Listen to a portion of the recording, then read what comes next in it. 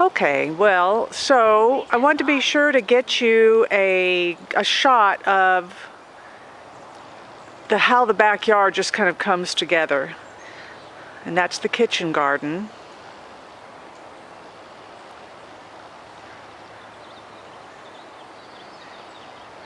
And I noticed in my other videos, I hope I didn't make anybody dizzy looking at them.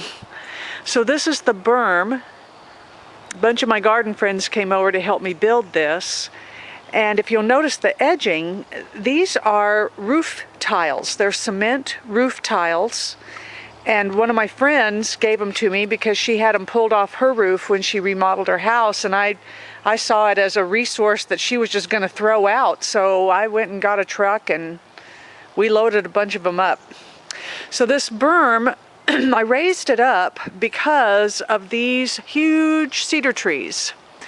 Now, I love trees. We all love trees, but these cedar trees belong in a forest, is my opinion. I have neighbors who have never taken a tree out to save their life, and this is where the sun goes across the sky, right here. So, except for high summer, which is right now, we don't get any light back here because those trees block the light. So you'll notice along this shrub border, especially as we get down into the area back here, that we have plants that are literally leaning out towards the sun. And they're trying desperately to get a little more light. And I know exactly how they feel most of the time. We also have this big leaf maple, which is one of our native trees. These are all native trees pretty much. And I'm thinking I might hire somebody to climb up in there and thin out those branches, and maybe I can bring in a little more light on my end. But the raised berm is meant not only to increase the light just by raising plants up a little bit, but also to give these plants a chance to get some water by raising them up away from the roots of those cedar trees. Cedar trees have an extensive network of very fine feeder roots close to the surface, and they just take up all the water. I mean, they're big plants, so they have a lot of water requirements. This is a hydrangea, Madame Emile Moulier, and it is a beautiful hydrangea when it's in bloom. There's another hydrangea, name unknown, do not know. Back there is a Yaku Princess rhododendron, and if you'll notice, I'm sure you're familiar with the type of leaves that have a lot of like velvet on them. I like that because the insects don't like it. And I got those, somebody was giving them away because they wanted them out of their house in the front area, so I dug them up and brought them to my house, and that works pretty well. I've got more hydrangeas, another little rhodie that is supposed to stay small, so let's hope that it does, because it is really planted a little bit close to this little variegated Chinese elm, and I just love this little Chinese elm. I love it with the white of those hostas in the background, and then I love it with the white of this laurel. I can't remember the name of this particular laurel, but it has castle, the word castle in it. I don't know if it's castle gate, castle walk, something like that.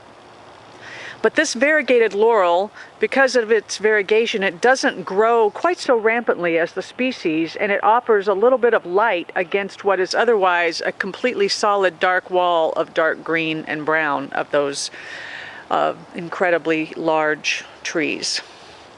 So I'll probably have to move this little guy, but I think I may have to move quite a number of things on this berm.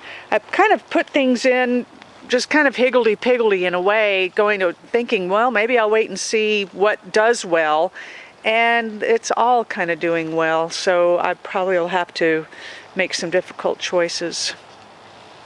This shrub right here is a Daphne odora, and boy, the word odora doesn't even describe how lovely that fragrance is in the late winter when that shrub blooms with little clusters of pink flowers. It just wafts through the garden. Bunch of hostas and eucharas, a combination that just never stops, frankly. I just love that combination. And this is this is regular asparagus growing in that pot. I had put an ornamental asparagus in last year, and I really liked it, but it doesn't stay, it's not perennial here, and I have to buy it every year.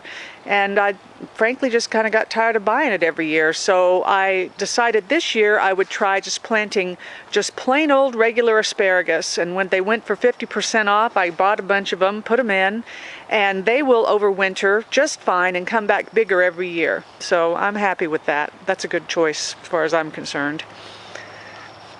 And my little gnome here. One of my friends gave me that. It's pretty old. She's had it for many years, and I don't know, she got it from a friend who'd had it for many years, so I kind of like him. He's cute.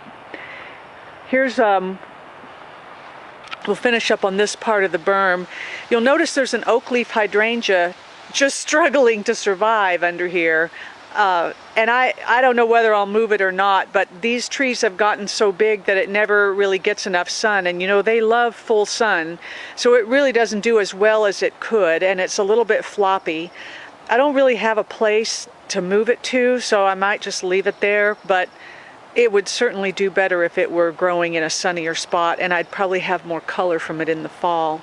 Behind it, you'll see one of my large concrete leaves. This is the biggest one that I made, and it is a Gunnera leaf, and it's just kind of filling with moss. I keep thinking I'll come out and do an acid stain on it, but then, I don't know, I kind of like it the way it is, so I leave it. A climbing hydrangea. We'll see how that does. This is its third year, so it may take off this year. And in the back, Cardiocrinum giganteum. There's their seed heads.